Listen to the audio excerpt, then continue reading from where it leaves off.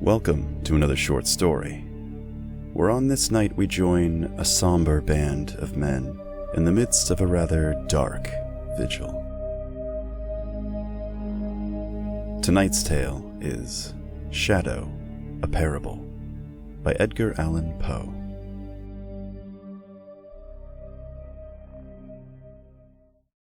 Ye who read are still among the living, but I who write shall have long since gone my way into the region of shadows.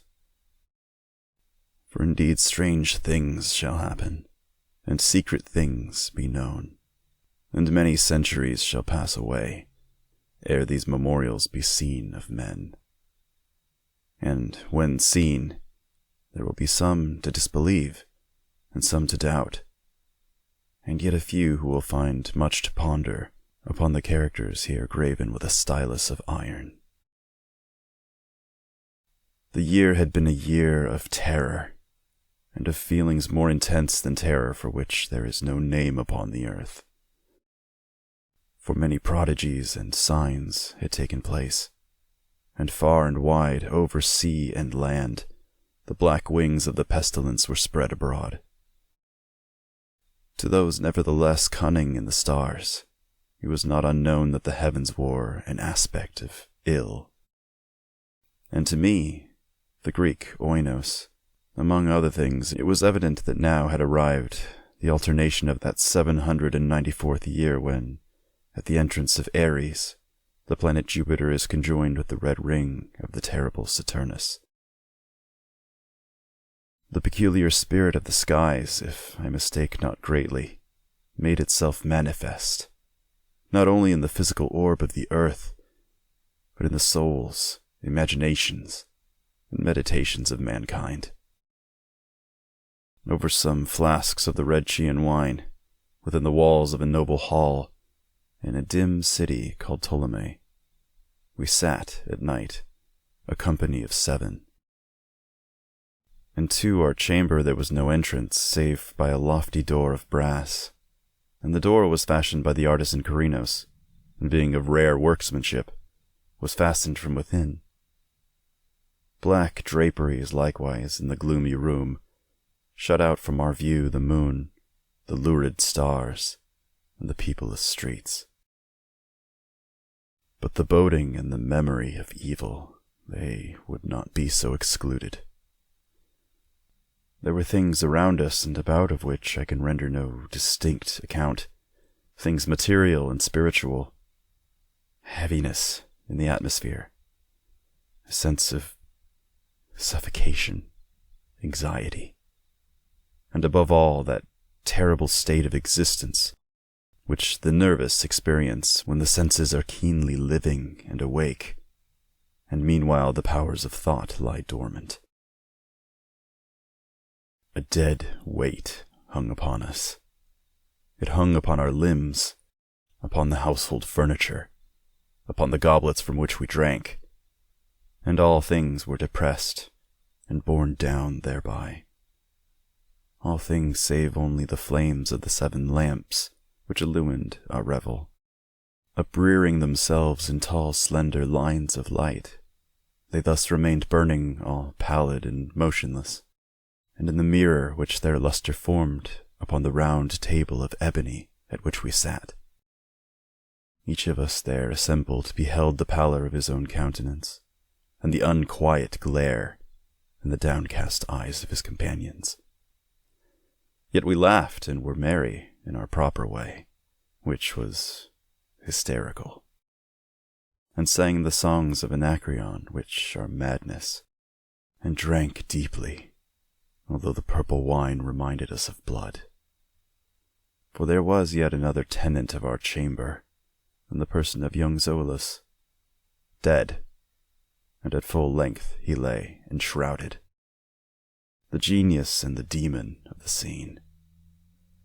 Alas, he bore no portion in our mirth, save that his countenance, distorted with the plague, and his eyes in which death had but half extinguished the fire of pestilence, seemed to take such interest in our merriment, as the dead may haply take in the merriment of those who are to die.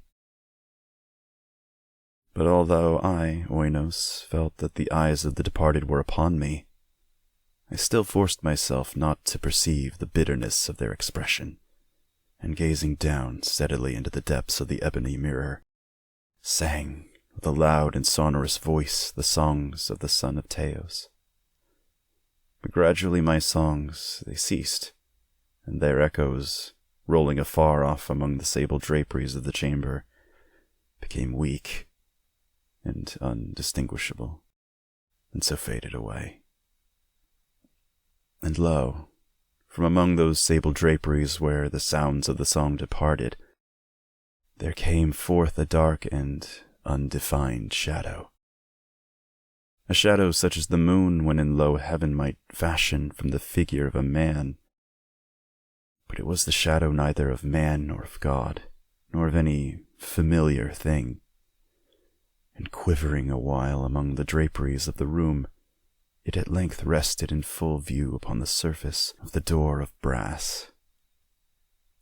But the shadow was vague and formless and indefinite, and was the shadow neither of man nor of God, neither God of Greece nor God of Chaldea, nor any Egyptian god.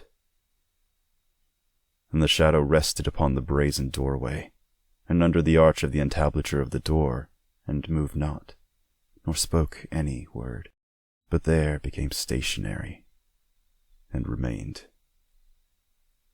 And the door whereupon the shadow rested was, if I remember aright, over against the feet of young Zoilus enshrouded.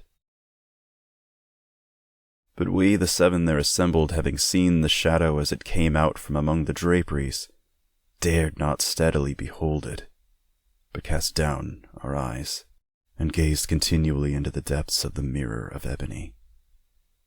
And at length I, Oinos, speaking some low words, demanded of the shadow its dwelling and its appellation.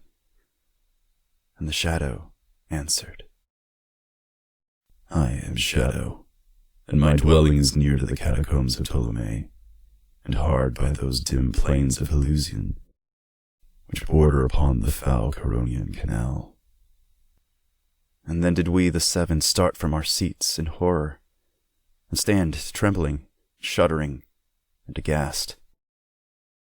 For the tones in the voice of the shadow were not the tones of any one being, but of a multitude of beings, and varying in their cadences from syllable to syllable fell duskly upon our ears in the well-remembered and familiar accents of many thousand departed friends.